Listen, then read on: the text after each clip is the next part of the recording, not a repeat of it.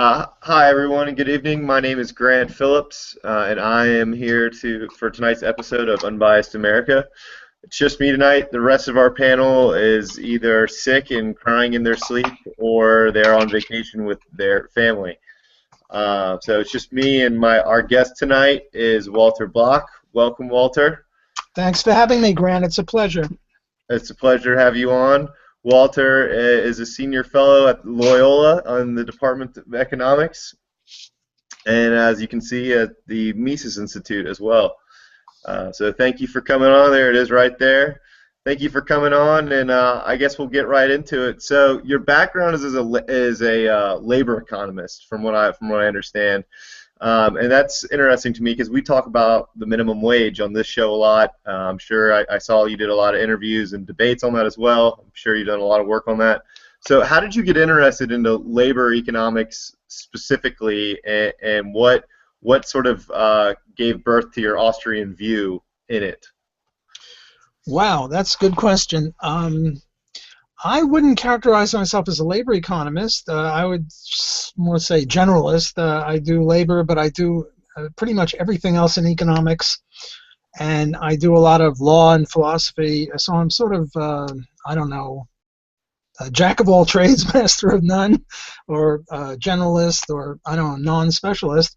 But I have credentials, I guess, as a labor economist, and I studied under Gary Becker, who was perhaps the preeminent labor economist in the last 50 years or so, I guess. I don't know.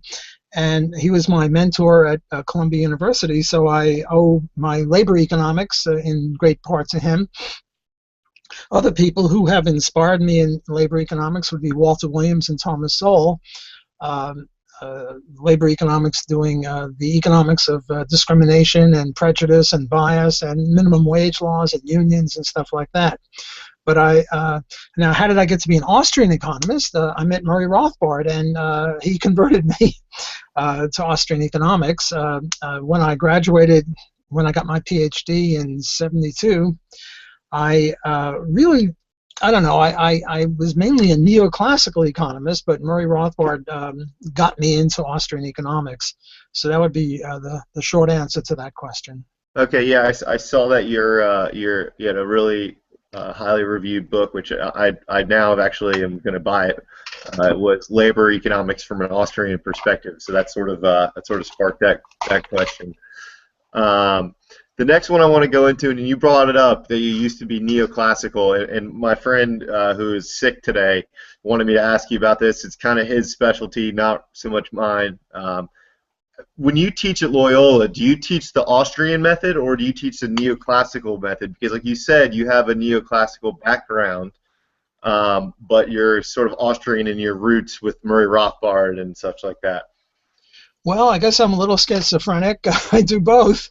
I have to do mainstream economics because a lot of my students go off to graduate school, and if all they got was Austrian economics and they didn't get any, I don't know, indifference curves or cost curves or things like that, they would be at a great disadvantage.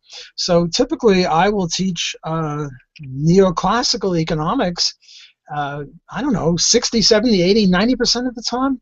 And then in the remainder of the time, I will do Austrian economics and or I will criticize mainstream economics. For example, take indifference.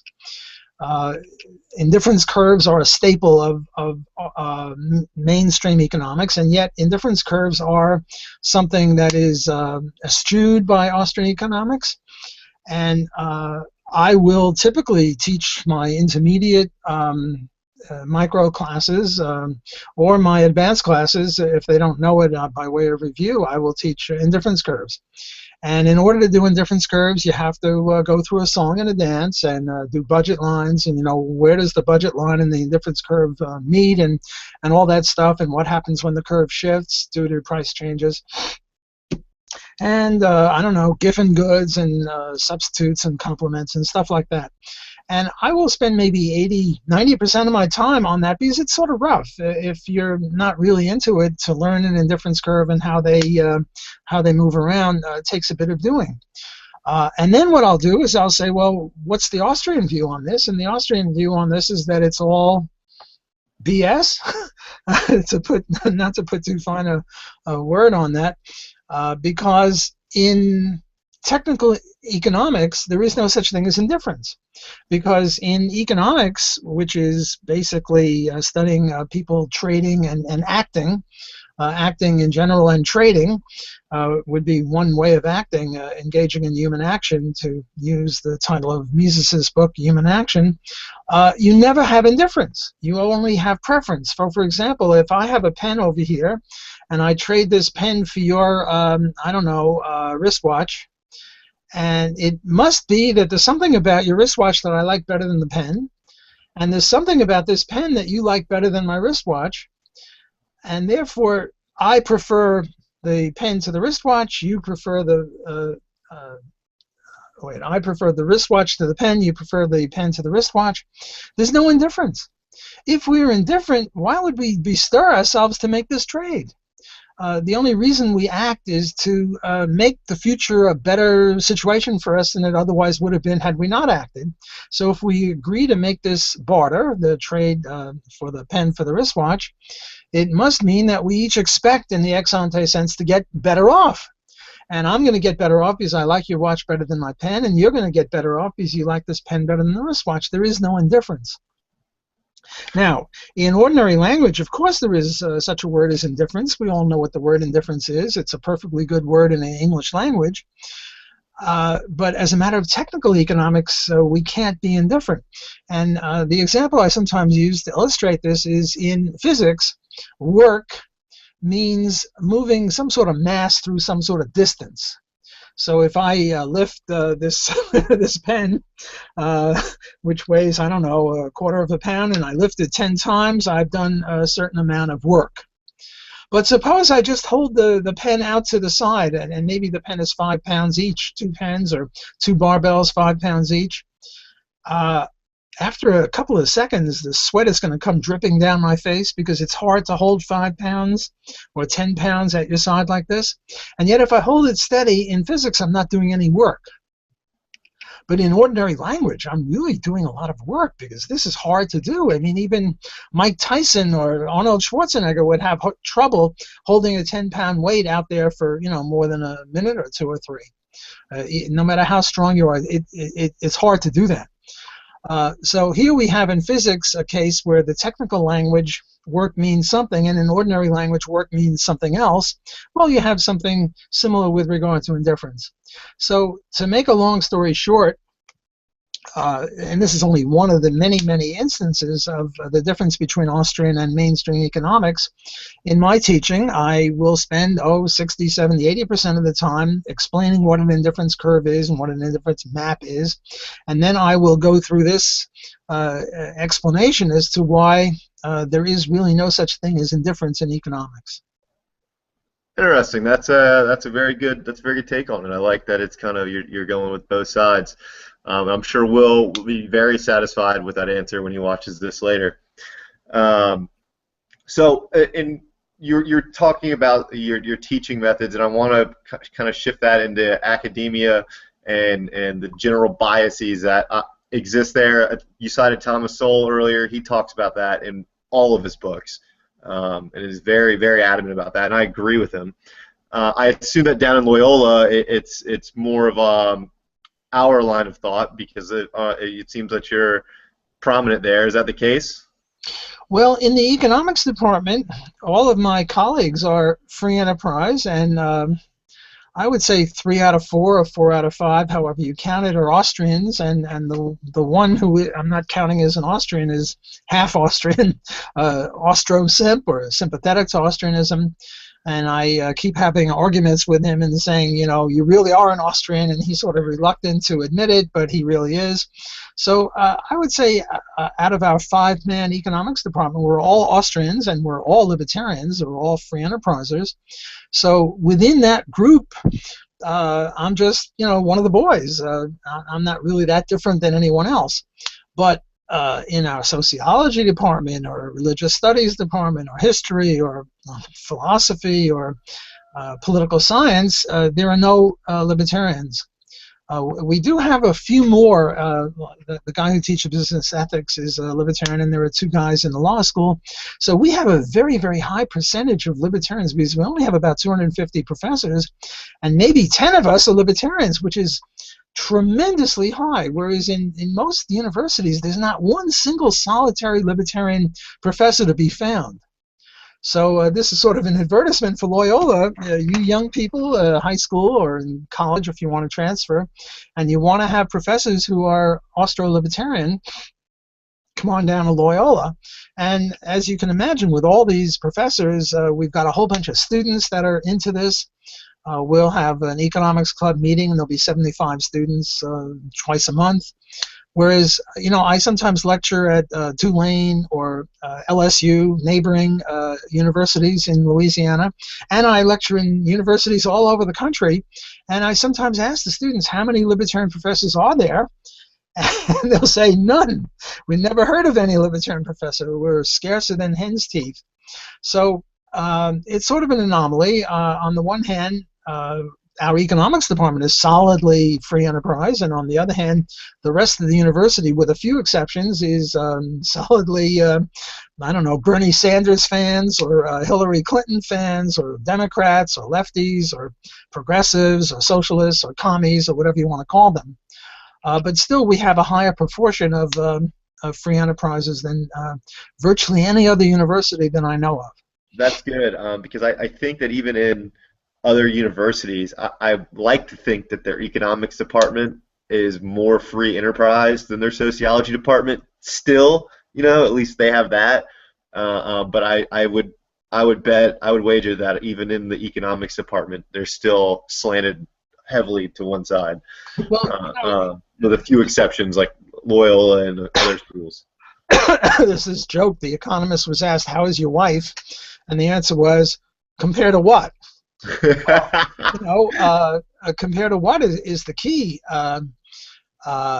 Yes, most economics departments, like say at LSU, Louisiana State University, or Tulane, I would bet dollars to donuts that, or dollars to dimes. I guess a donut costs more than $1 now. I don't know.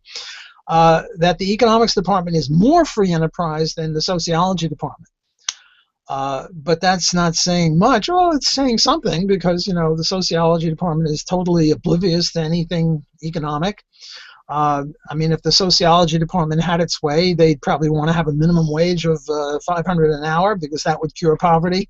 Whereas I can't imagine any economist, even Stiglitz or even this guy Angus, who just won the Nobel Prize, total pinkos, they favor the minimum wage, but they wouldn't want to have it at $500 an hour. They would realize that a lot of people with productivity less than $500 wouldn't have a job, which is virtually all of us. We'd be all unemployed. So yes, I would say that economics in general as a profession or as a discipline is much more free enterprise than any other discipline in the university.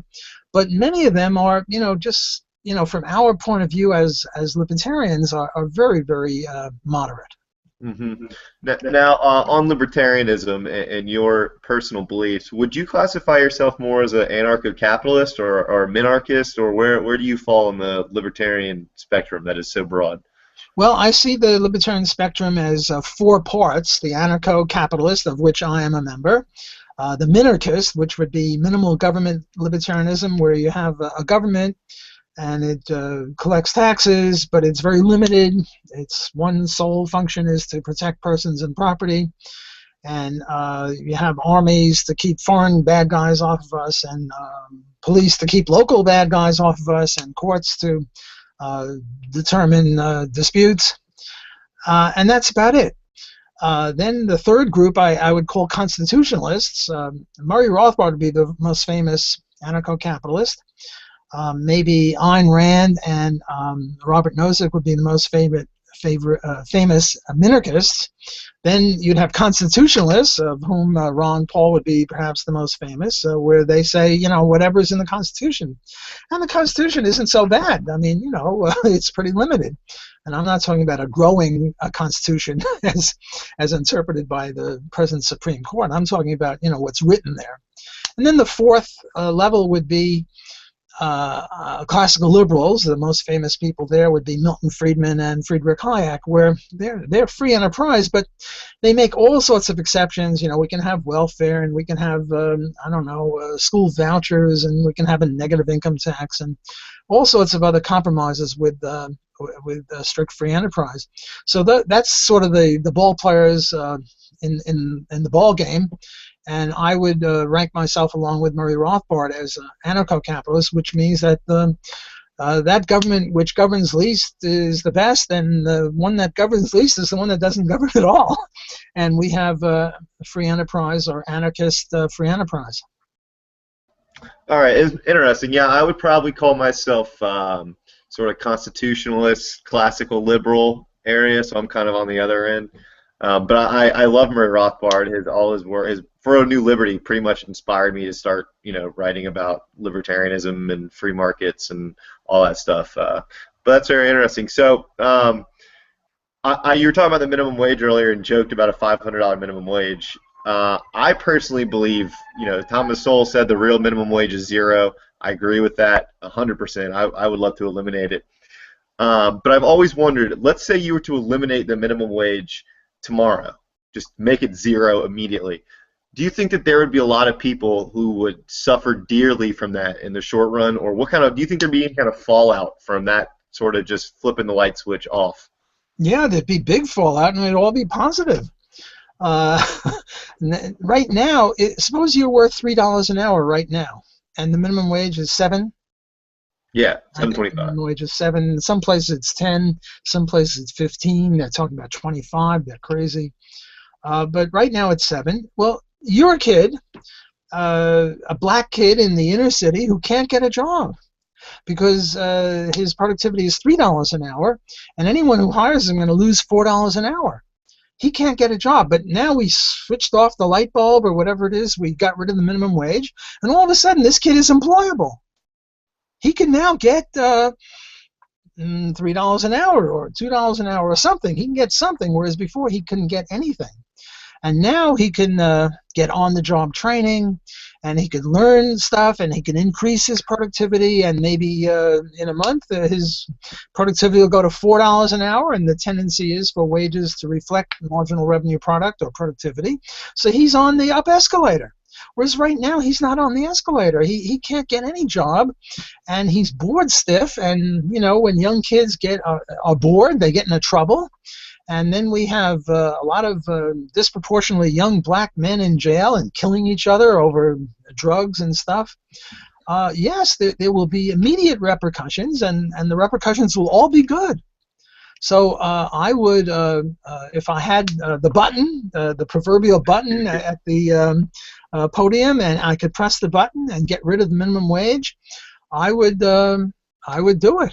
Yeah, I agree with you. I asked because I was in a debate with a liberal not too long ago, and one of his points that he tried to make was that if you just suddenly instituted this policy, so many people near the minimum wage would just have zero income, kids, and not be able to get any money for an amount of time, and that would be look, let's take somebody right now who's employed at $7 an hour.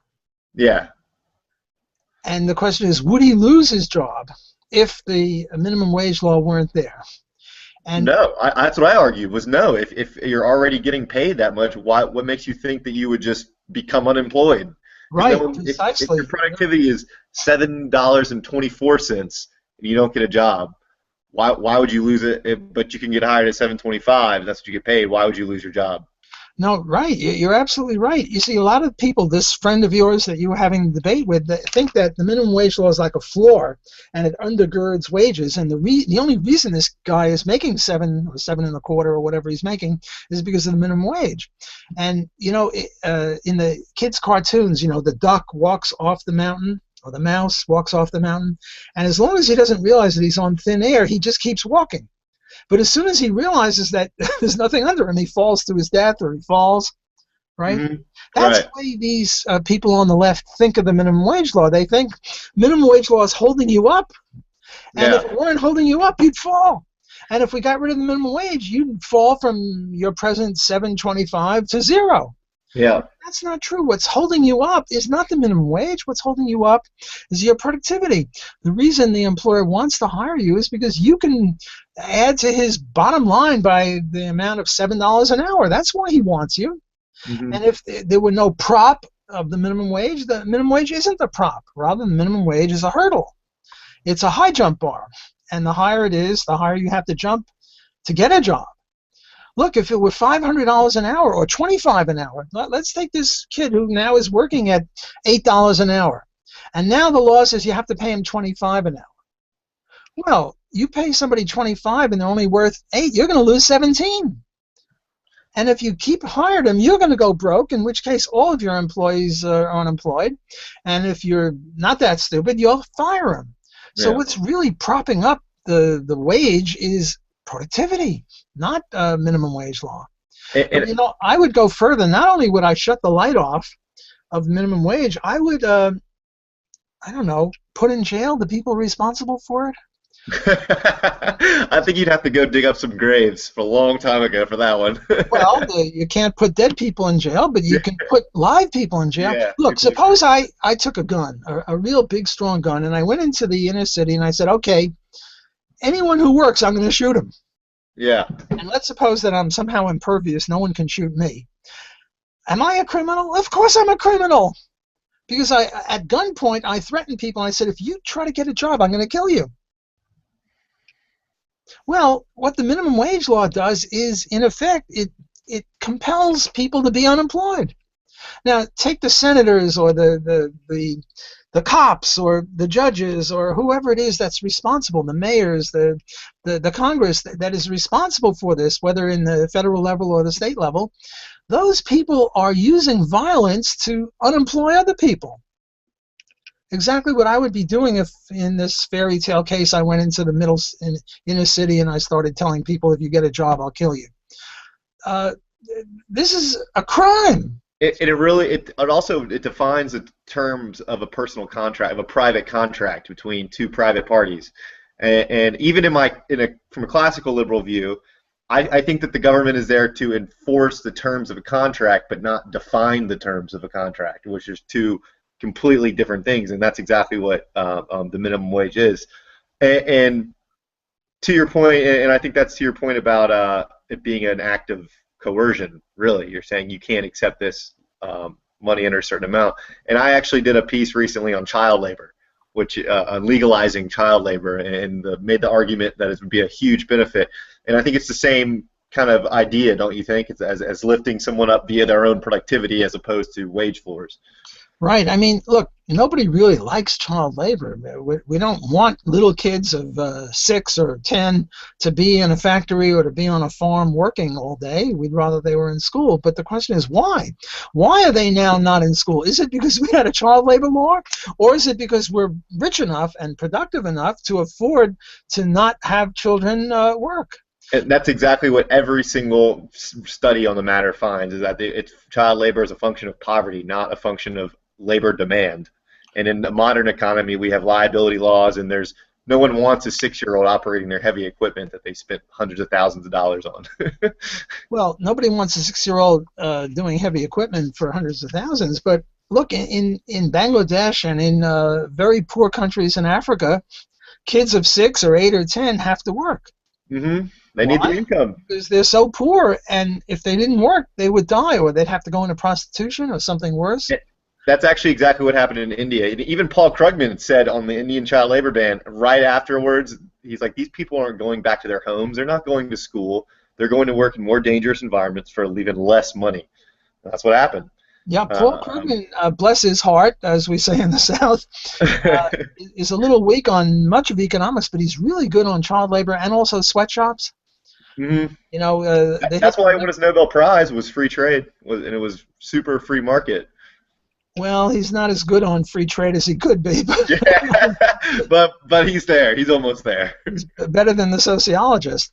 But he's really good on child labor and on sweatshops. He wrote this beautiful article on sweatshops that you or I could have written, saying, look, if you get rid of a sweatshop, where do you think these people are going to go? Better options? No. the reason they're in the sweatshops is because that was the best option offered to them. And if you have a boycott, progressive students want to have a boycott of sweaters that are made with sweatshop conditions and have fair labor standards and all that, well, then these people are going to have a worse position than they now have at the sweatshop. I mean, when you open up a sweatshop in India, are you going to pay more, the same, or less wages than the prevailing wages? Obviously, you're going to pay more. There was another case closer to home in New Orleans about 5 or 6 years ago. A Walmart opened up, a Walmart store, and all the lefty hippie, pinko, progressive liberals were up in arms. No, no, no, you can't have Walmart. Walmart is no good. It doesn't pay enough money. It doesn't have good working conditions. It doesn't have good fringe benefits. And they wanted 400 or 500 workers, and they said, okay, everyone line up if you want a job here. And you got like 5,000 people lining up to get those jobs. Well, if it was so bad, why are 5,000 people saying that the Walmart job is better than the next best option? And if you get rid of Walmart, then instead of giving them the best option as they see it, you give them the next best option as they see it. Namely, you're hurting these people. And Hillary and Bernie and all the pencos are saying, well, we can't have Walmart, we can't have a sweatshop, we've got to stop these people because they're exploiting labor. No, no, no. Yeah, I completely agree with you. I forgot where it was that I read, but it was a while ago. I think it might have been in the magazine The Economist, where they said it's estimated that when a Walmart moves into a neighborhood, the quality of life immediately increases by like 5 to 10% because of the new jobs and available low-cost goods that everyone can buy, which is great. But of course, we wouldn't want that. We wouldn't want anyone profiting off low-cost living. God forbid, God forbid. I mean, and then they say, well, how about the merchants, the mom and pop groceries, and the little stores that are selling shoes or clothing or whatever they're selling, they'll go broke. Well, yeah, they should go broke because they're not satisfying consumers as well as Walmart. Yeah, and it took me a while to get to that point, in my sort of own ideological journey of saying, if they go broke, it's too bad. There's plenty of small towns with Walmart and lots of mom and pop businesses. You know what I mean? So it's they might not like the face of it, but the fact is it adds value to society. Right? Well, look, when Henry Ford came along with this horseless carriage, he bankrupted a whole bunch of whip makers and bridle makers and blacksmiths and horse breakers and all sorts of horse and buggy type people. Mm-hmm. So should we not allow the car because these people will go bankrupt and have to enter a new position? Look, the mom and pop grocer or the mom and pop shoe store owner, some of them will survive. There are still some blacksmiths. There are still some bridle makers and whip makers and stuff. But, some of them can be managers in the Walmart. Mm-hmm. But the point is, they might even make more money if they do that. They'll make more money, and people will get products at a lower price, and there'll be more employment. So I think Walmart and sweatshops and child labor are all the same economic analysis that the free enterprise system is best.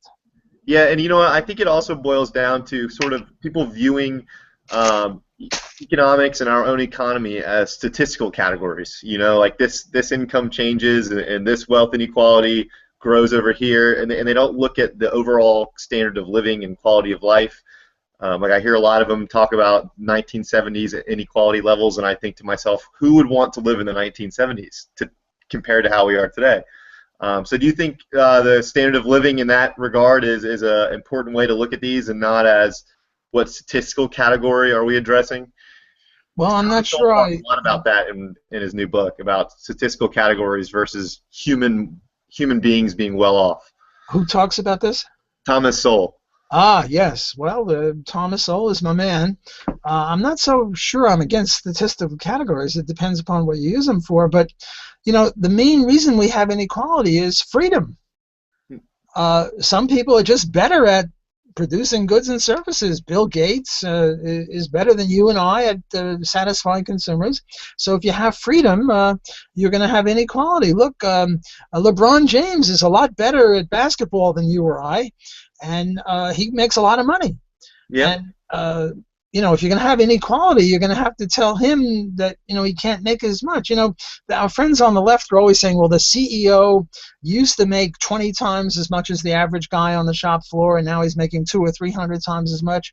Well, LeBron James makes probably 10,000 times as much as the guy who sweeps the Cleveland Cavaliers basketball arena. So should we take LeBron James's money away from him because he's exploiting? He's not exploiting anyone. Now, it's true that you have CEOs that are making a lot of money, and it's due to crony capitalism or corporate monopoly state capitalism, too big to fail, and bailouts and stuff like that. The problem with Bernie Sanders and the Pope and other critics of capitalism is they don't distinguish between laissez-faire capitalism and crony capitalism. So, you and I are certainly not going to defend crony capitalism or defend whatever exists. We only favor laissez-faire capitalism, which is a lot different. In the debate that Bernie and Hillary had, they were saying, well, small business is okay, and maybe medium-sized business is okay, but not big businesses. But that's not the right way to look at it. The right way to look at it is not whether you're small or big or medium, but how you get your money. If you get your money through voluntary market transactions, that's fine. And if you get it through coercive monopoly, even if you're small, it's still no good. For example, a taxi cab driver. A taxi cab driver in New York City owns a medallion. He's a small businessman. I don't know what the medallion costs, $300,000. I guess that's small business or maybe medium-sized business. But that's not legitimate because he's not allowing Lyft and Uber to compete with him. He's protected by a monopoly. So it's got nothing to do with size. And the reason that we have the inequality is because we have some economic freedom. We still have some. Used to be that the United States was, I think, fourth in terms of the world in terms of economic freedom, and now the United States is around 20th, thanks to Bush and Obama. So I'm not a big fan. I mean, one way to get rid of the inequality is to just take away the wealth of the rich and not give it to the poor. Now we're all equal poverty. But I'd rather be poor in this country, in the U.S., than than middle class or even rich in a lot of poor countries. I mean, the poor nowadays, they have air conditioning, they have a car, maybe not a Maserati, certainly not a Maserati, but some small car, whatever, I don't know, Prius or something, or a Volkswagen. They have TV sets, they have a refrigerator, they have washing machine, dryer. And they're poor. Well, that's not so bad. I mean, I favor wealth. I favor the richer the better, but only if it's done through the market. That's well, on inequality. I don't think that people are wealthier at the expense of poor people. I think people get wealthy, and as they do, it benefits. It's a sort of a fixed pie fallacy. That's what they call it. I also wanted. Let me just add at this point, some people do get rich at the expense of the poor. Oh, yeah.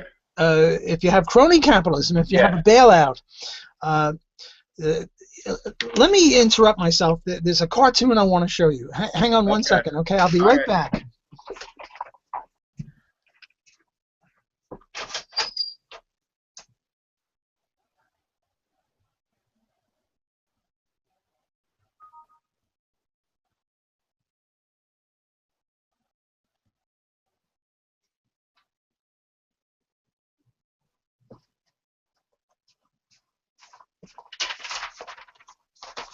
This is a cartoon I share with my students. I don't know if you can see it now, but I'll read it to you. You wouldn't buy our shitty cars, so we'll be taking your money anyway. The bailout. Coming this January. I mean, isn't that a great cartoon? That's great. I mean, that sort of says it all. Yep. That there are people who do get money by exploiting other people. We don't want to deny that. We just want to say it's not part of the capitalism we favor. It's part of some other kind of capitalism, namely fascism or corporate state monopoly or crony capitalism. But let me just read that again. You wouldn't buy our shitty cars, so we'll be taking your money anyway, the bailout coming this January. I think, I show this to my students and, try to make the distinction between laissez-faire capitalism, which we favor, and this other kind of capitalism that the Pope is properly against or Bernie Sanders is properly against, but they don't make that distinction. I wish they would, take an economics class. But I think even Bernie Sanders, to do what he wants to do, you have to be in favor of crony capitalism. He voted for all he voted for Dodd-Frank. He voted to keep the banks together all as one, and he supports the Federal Reserve. I mean, he gutted Ron Paul's audit the Fed bill. So he's not against capitalism or crony capitalism. He's just out for his own interests, I think. Well, he's against capitalism, and he doesn't make a distinction between crony capitalism yeah, and he laissez-faire. uses cronyism to label capitalism and get people riled up Precisely. about it. That's right. I think you put your finger right on it.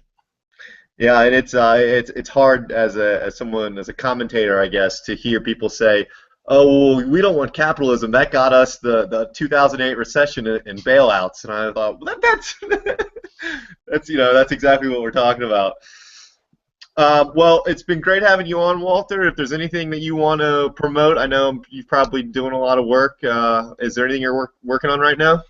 Well, I'm just finishing up a book on privatizing oceans, rivers, and lakes, and I'm going to start a book on privatizing the moon, Mars, and Venus, and whatever else is out there, asteroids, and that we should have space exploration done privately.